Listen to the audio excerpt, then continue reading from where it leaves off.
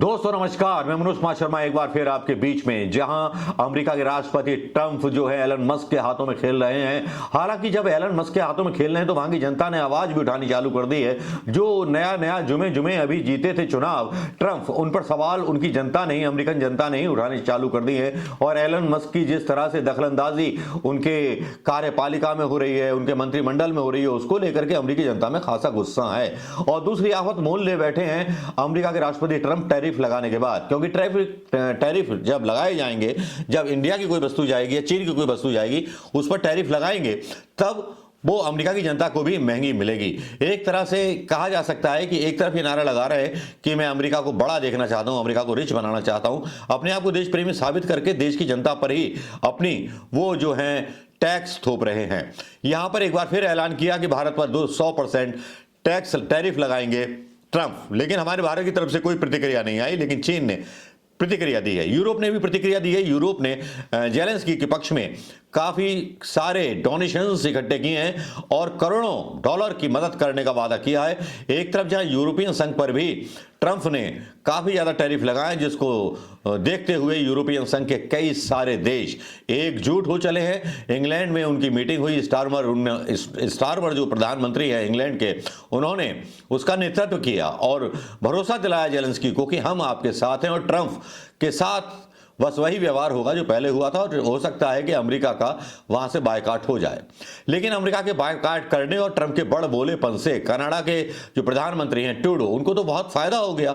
चुनाव अभी सर पर थे, लेकिन इस खबर के बाद जैसे ही उन्होंने राष्ट्रपति ट्रंप के खिलाफ बयान दिए, उनकी पार्टी नंबर 1 पर चल रही है सर्वे के अनुसार कि अगला चुनाव भी जस्टिन ट्रूडो जीतेंगे।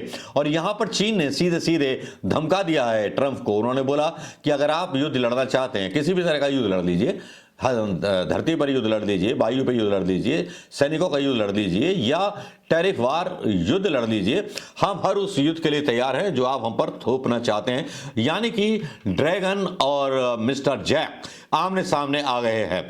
अमेरिका के पूर्व राष्ट्रपति डोनाल्ड ट्रंप द्वारा नई टैरिफ नीति लागू करने की घोषणा के बाद चीन ने सख्त प्रतिक्रिया दी है। चीन ने साफ कहा है कि अगर अमेरिका ने व्यापारिक युद्ध छेड़ने का फैसला कर लिया है तो वो इसे मजबूती के साथ निपटेंगे।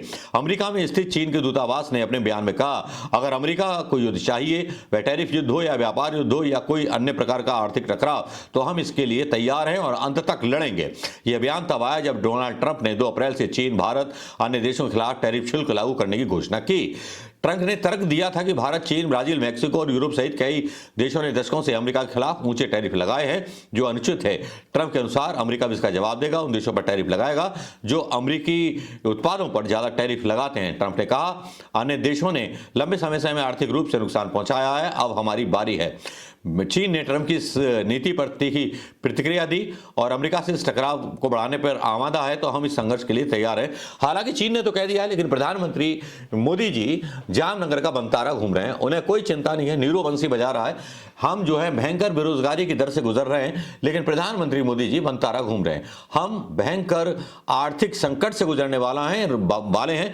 रोजाना सेंसेक्स गिर रहा है, लेकिन प्रधानमंत्री मोदी जी व्यस्त हैं। उन्हें ट्रंप को जवाब देने की फुर्सत नहीं है। ट्रंप उनको कितना भी अपने सामने बिठा करके उल्टा सीधा बोल ले या उल्टी सीधी बात कर ले या कवाड़ा उनको बेच दे, फिर भी यस सर बोल करके आते हैं प्रधानमंत्री मोदी। शर्म सर से झुक जाता है 140 करोड़ हिंदुस्तानियों का, जब ट्रंप उनके सामने नेगोशिएशन टेबल पर बैठे हुए चुपचाप मुंह तकते रहते हैं और ट्रंप उनकी एक तरह से बेइज्जती करते रहते हैं। शर्म झुक जाता है हर उस हिंदुस्तानी का जिस हिंदुस्तान को ना झुकने की बात करते हैं प्रधानमंत्री मोदी जी, जो नारा लगाते हैं कि ना देश झुकने दूंगा ना बिकने दूंगा। देश बिक भी रहा है, देश झुक भी रहा है, बस इसी इंतजार में है कि कब देश को अपने अहंकारी आत्मसम्मान का भान होगा और कब ट्रंप को उसका जवाब उसी की भाषा में दिया जाएगा। क्या आपको लगता है कि ट्रंप को उसी की भाषा में जवाब दिया जाना चाहिए, या प्रधानमंत्री मोदी जी की जो व्यवस्थाएं हैं या जो काम है उन कामों से हटकर के प्रधानमंत्री मोदी जी वो काम कर रहे हैं जिनसे कि ध्यान बांटा जा सके, या फोटो सेशन करा रहे हैं बंतारा जामनगर में जाकर के जहां का कोई मतलब नहीं था, ऐसे बंतारा चिड़ियाघर में जाकर के फोटो शूट करा रहे हैं जिसको अभी भी आधिकारिक रूप से कोई मान्यता नहीं दी गई।